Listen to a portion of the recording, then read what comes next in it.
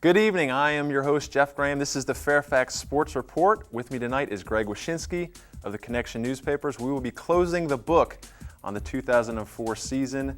We will be having state championship finals tonight. We will have baseball, softball, soccer, lacrosse, and some tennis, and also some coaching changes as we head into the summer months.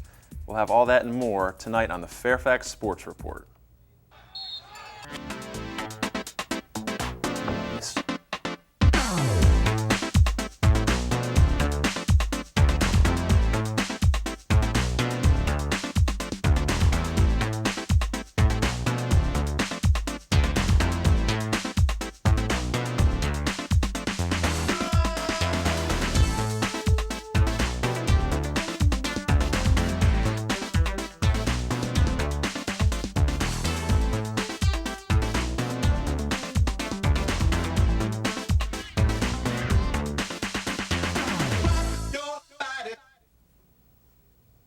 And welcome back to our show this evening. I'm your host, Jeff Graham. With me tonight, Greg Wyszynski from the Connection newspapers. We're going to be talking about some state finals. Greg, how are we doing this evening? We're doing fantastic. And can you believe it, mi amigo, that the spring season is over? It just seems like yesterday that you and I were perusing spring practices before the cuts were made. And now all of a sudden it's done. It's been a fun season. No question it's been a fun season. We'll have to shed a tear after the show. Oh, yes. We must get through tonight. We must Indeed. get through. Before we head into our show tonight, we're going to thank our sponsors that make the show happen. Quality Care Ford Service Centers, servicing all makes and models, even your model. 703-383-6299. CCI Screen Printing, Greg. For all your screen printing needs. That's right, 703-978-0257. Villa Bella Italian Restaurant and Brick Oven Pizzeria. Visit them on the web or give them a call at 703-239-3580. And the Bike Lane, your neighborhood bike shop. I heard Pee Wee Herman has gone to this establishment, so it must be trustworthy.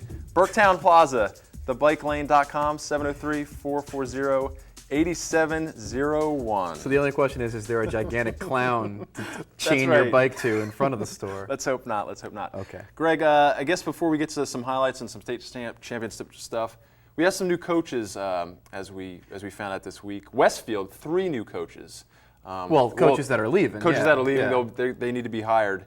What kind of surprised you? Softball, Chris DeLandro leaves, former Madison coach. Ralph DeSoma, the girls lacrosse coach, is also going to be leaving. And Ben Hubbard, the boys soccer coach, who was a guest on our show. That's right, he was right a here couple at months this ago. desk. Which one surprises you? At first, it's DeLandro, simply because of the prestige that he brings. I mean, he was one of, in that first class of coaches that came over to Westfield. You talk about Tom Verbanek for football, Chuck Welch for baseball. DeLandro was right there as being one of the big coups in that first big group of coaches that came over. And he really built that Westfield program into something special in a short period of time. So on the surface, he's a surprise until you hear that during the season there were some rumbles about him wanting to spend more time with his family, that sort of thing. Rich DeSoma is probably the biggest surprise then because the program was successful and because he had sort of become one of those guys that you just figured was going to be there year after year, building towards a regional championship, and sort of was at the school that he wanted to be at. And I guess looking back, the reasons for his sort of parting ways with the school were, some problems within the community. What did the AD say exactly? The AD basically said that it wasn't a good match, yeah. and that kind of stuff is stuff that kind of happens, behind the behind the scenes where you don't know what code word that means. I mean, right. that could mean a problem with a parent or a problem right. with a group of parents. Could be a problem with the club teams in the area. I mean, you don't when someone says that. You don't exactly know what that means, but he's a good coach. If he wants to, I'm sure there's going to be a lot of jobs that are his for the taking if they're available. I mean, both those losses are pretty significant for Westfield. But being that they're Westfield, I'm sure they're going to garner a lot of interest from people that are probably even employed right now in Fairfax County. And Hubbard's going to be moving out of the area yep. through job-related, means.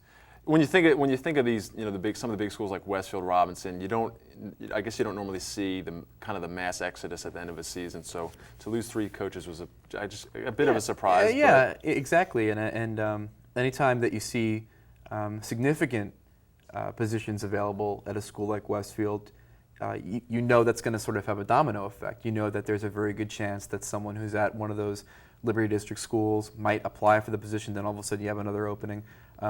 But beyond Westfield, obviously, Robinson now looking for a boys soccer coach. Jerry Mason didn't have his contract renewed at the school. He brought a team to the state finals back in 2000. And then over at Fairfax, Jackie Ball stepped down. She was the girls soccer coach for the last 3 years. She's going to be working closer with McLean Youth Soccer and coaching a couple teams, helping out with the Premier program. Kind of just decided that she didn't have the time to work with the high school team and with the club teams, and she's always wanted to take a bigger role within the club team. So just sort of a personal decision, one of those tough ones you've got to make, because obviously she's a Fairfax graduate, didn't really want to leave the program, but thought it was sort of the best thing for her to do. I guess one of the teams we forgot to mention last week as being a state championship, the Westfield boys track team. They went down to to Richmond and defeated Deep Creek. Greg, you were at that event. Was it all that Westfield wanted it to be? Well, it was one of those strange situations where you look at a team in the winter. I mean, the cool thing about track is that from the winter to the spring, a lot of things can change. And in the winter, Westfield was runner-up to Deep Creek, really ran well at states, but just did not have what it took to get past the creek. Then in the spring, you add Lewis Coram to the team. All of a sudden, you're talking about a force in the discus, a force in the shot put, a force in the high jump. I mean, I don't know the last time a guy's been good in the high jump and the shot put at the same time. But not a middle linebacker on the football team who precisely. can jump 6'6". And he played basketball in the winter. That's why it wasn't part of the indoor track team. He joined it senior year, spring, scored about 24 points, I think it was, for Westfield in the state finals, and that proved to sort of be the difference. But I mean, that's not to discount the efforts of the Tondero brothers. David Lewis in the pole vault was second in the state.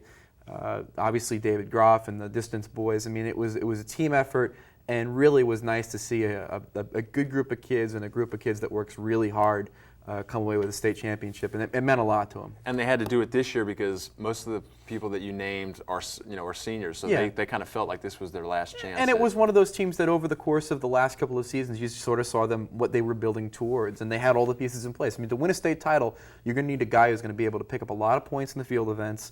You're going to have some short distance guys like the Tonderos doing what they did in the 300 hurdles, and then you're going to need the distance guys. And it all kind of came together. They did really well in the 800 relay the night before in some pretty bad conditions. So I mean, it just came together at the right time, and couldn't be happier for them. They're a great group. Yeah, congrats to the Bulldogs, and I know that it was definitely hard work for them, and they deserved everything they got. A little more track news: former South Lake Seahawks runner Alan Webb. He's a 2001 graduate of South Lakes. He ran in the IAAF Grand Prix in the Czech Republic last week, and he set the top time in the nation this year in the 1500. Alan is a Olympic hopeful for this summer, and as we kind of remember, 3 years ago he set the national mark in the mile. I think it was 3:53:43. So Alan is definitely looking to becoming a member of the U.S. team this year. He's a little hard to get a hold of, but what do you kind of hope out of him? He was kind of flying under the radar for a couple years after he turned pro left Michigan. There's a lot of expectations on him, and you can't fault him for flying under the radar a little bit, because it was impossible to get off the radar, it seemed, at some point for Webb and the path he was on.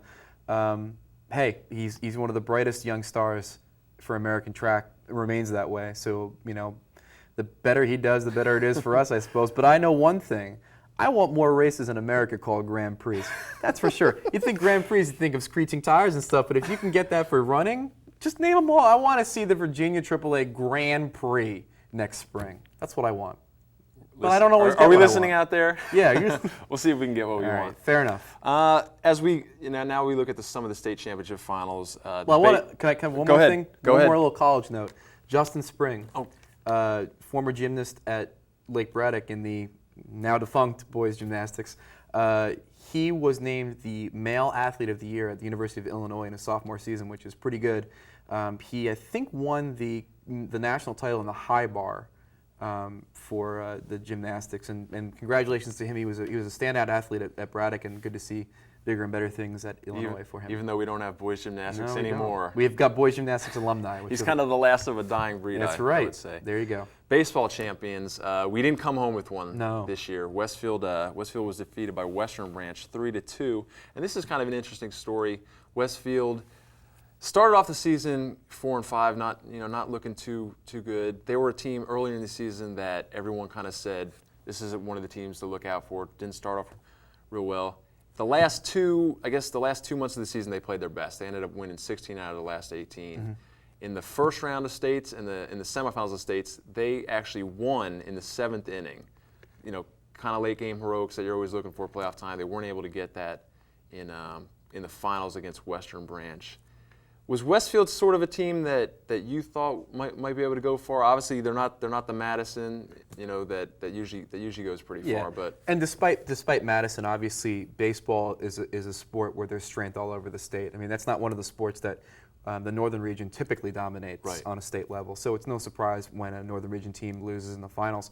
You said they were expected, right, to be a good team? They were expected, yes. Completely, and that's why the baseball postseason was so exciting, because you had Westfield, who was sort of that juggernaut everyone expected to be there. They struggled during the regular season a little bit and then really picked it up in the postseason. And then you had Lee, who was the other Northern Region representative, which came out of nowhere after a somewhat average regular season to score an incredible amount of runs in regional play, then keep on going, winning the first round in states, then making it to the semifinals and losing there to Western Branch. It was just fun to see two completely different teams sort of make it out of the region, and they were both great stories. And hey, there's no shame in the way the region worked out in the baseball tournament. I mean, I think Westfield proved they belonged there, and I think Lee probably surprised even more people by winning a round in the tournament. Not only getting there, but winning a round. They were the number 4 seed out of the Liberty District going into the regional tournament. So more power to them. They were a great story. When you talk about Westfield, you looked at the pitchers. Lewis Ulrich was kind of a known quantity. John Lloyd, a lefty, kind of came on there late. Mm-hmm. Lee's pitcher, Kenny Moreland, was kind of the reason that they got to a point where they could challenge for maybe a region or a state title. You and I cover a lot of coaches, and they are often in very unenviable situations. And Lee's coach was in one situation like that where their ace, Kenny Moreland, pitched in the semifinals. Now, because of some rain delays, the finals were pushed long enough where Moreland could have pitched in the regional finals. And the decision was, do you bump this other starter, Troy Hamilton, in favor of Moreland? Now, obviously, if you do that, you're talking about what's Hamilton's psyche going to be for the states if you bump him off the most important game of the season in favor of Moreland. And also, with Moreland, there's no guarantee he's going to win in the regional finals, and then all of a sudden he's not available for the first round in states. So Dave Gardziel decided what he's going to do is he's going to start Hamilton in the regional finals, start Moreland in the first round of states. They wound up losing to Westfield, I think it was 9-3 in the regional finals, and then Moreland pitched in the first round of states, and they won that game. So it's hard to criticize a guy because it did work out where they were in the state semifinals, which is where they wanted to be.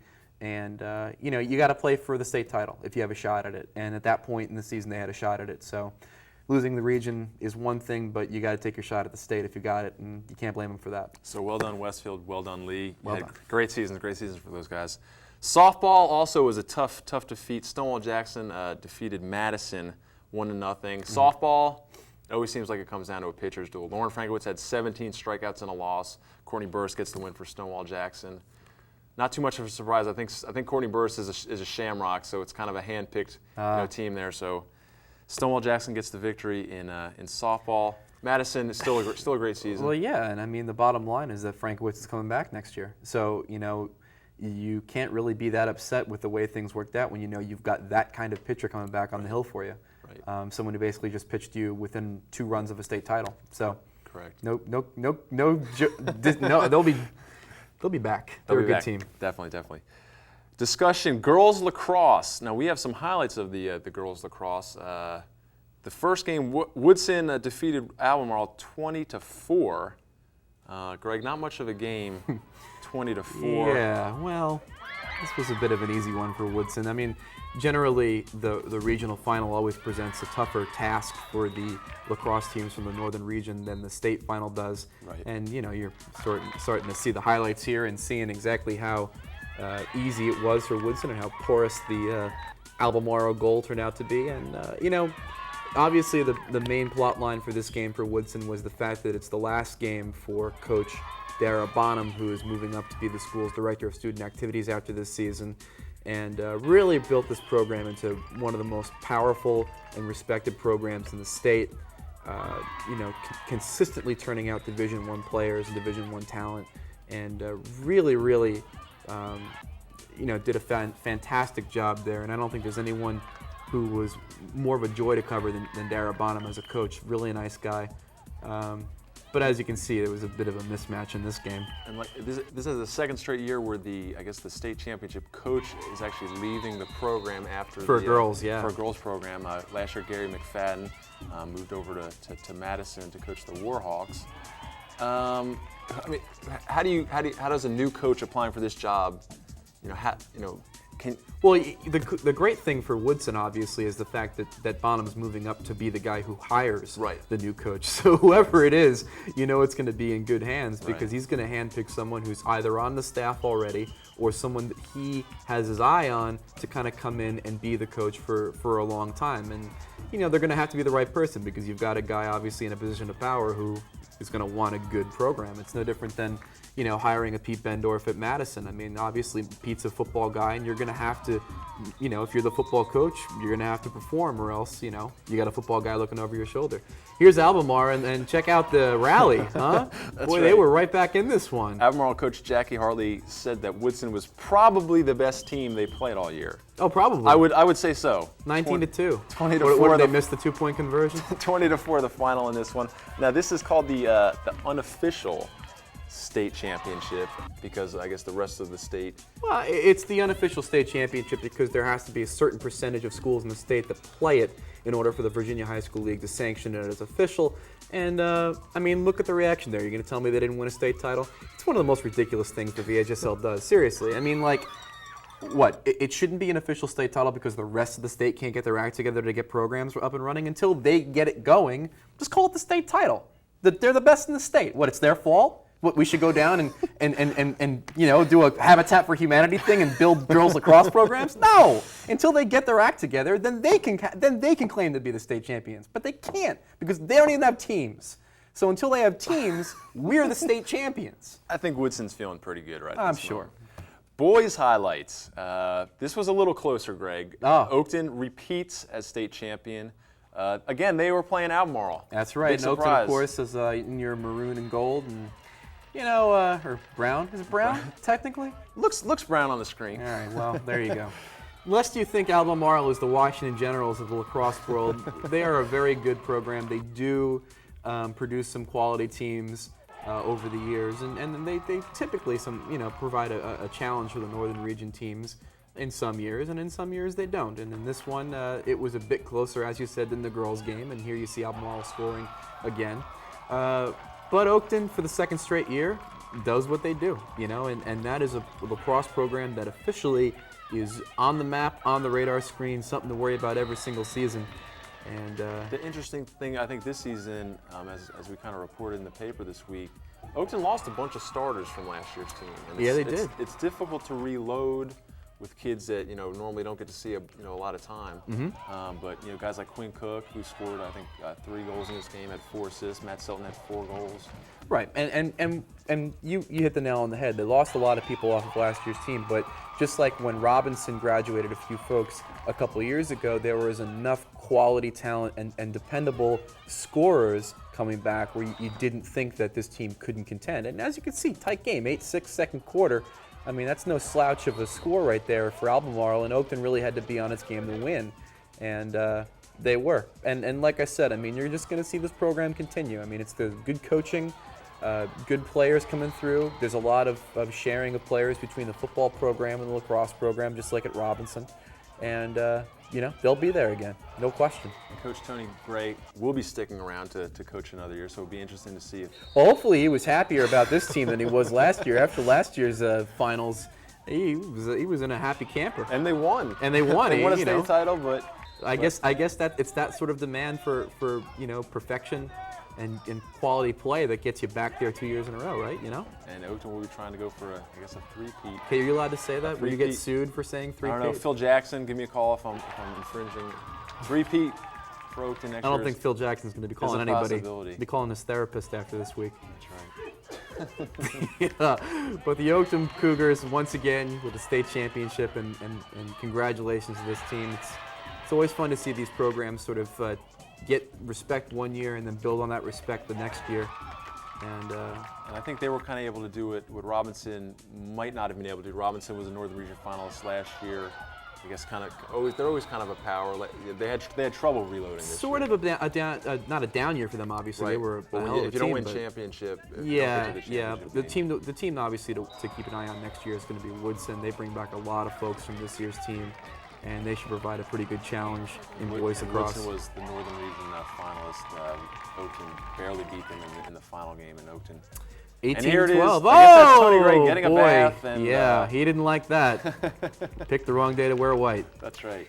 But there's the trophy. Great. Absolutely. Congratulations to Oakton and to Woodson for some lacrosse titles. Let me play Captain Segway here for Go a ahead. second. Now, you just saw the water dump on Tony Gray. Yes. The WT Woodson girls soccer team, which defeated Centerville 2-1 for the AAA state title, also did a water dump and managed to somehow lacerate their coach's ear in the process. Sean Burke's left ear, I looked at it, and it looked like he was wearing tomato earmuffs. It was bright red, and I couldn't believe it. But he had this deep cut in his ear where he said the water bucket kind of hit him. But that's what you get when you win a state title. Exactly. So I don't think that he is going to be complaining too much because it was a great victory. It's something Woodson has just fought for the last 3 years to try to get back there and win again. It's a bookend championship for a bunch of girls who came in as freshmen, like Ashley Banks and Gina Ohm, who didn't play but was on the bench. And it was great to see him win because the last 2 years, just some heartbreaking losses in the regional semifinals. To Lake Braddock. Yep. And then this year they win a tight game in the semis, and in the finals, it wasn't easy. I mean, they scored first. Centerville came right back, and then it took a goal from Ashley Banks in the second half to put them ahead, and then it was good defense from there. They really kind of shut down Centerville in the second half. Kind of a heartbreaking loss for Centerville. They lost to Woodson in the region final. Did a tremendous job just to get back to the final. It would have been easy to quit for Coach Warren Williams' team. Exactly, and heartbreaking in the sense that you never know when you're going to get back, but also they lose something like 7 seniors. Now there's some quality players that are going to graduate, but they bring back a lot of good young talent, especially up front, and wouldn't surprise me to see them make another run. They played well. There's no shame in the way they played. It's just that Woodson is a little better, really well coached. They managed to really kind of shut down some offensive chances that Centerville was getting in the first half and the second half, and deserved to be the state champion this year. In the boys soccer final, West Springfield wins one for Randy May as he departs.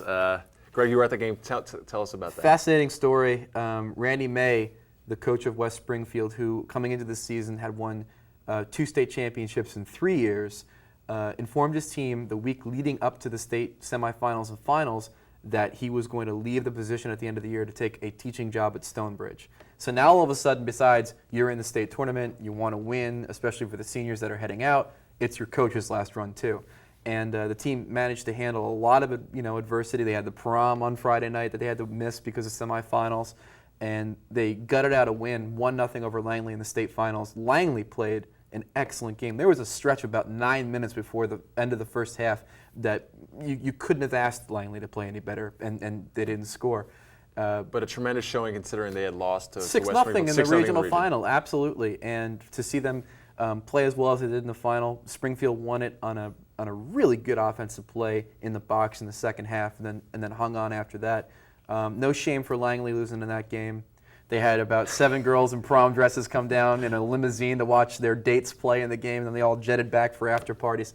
It was a fun night, and for Springfield, that's 3 state titles in 4 years, which is just amazing. And that's 3 state titles for Pat Carroll, who now will go to West Virginia to play next year.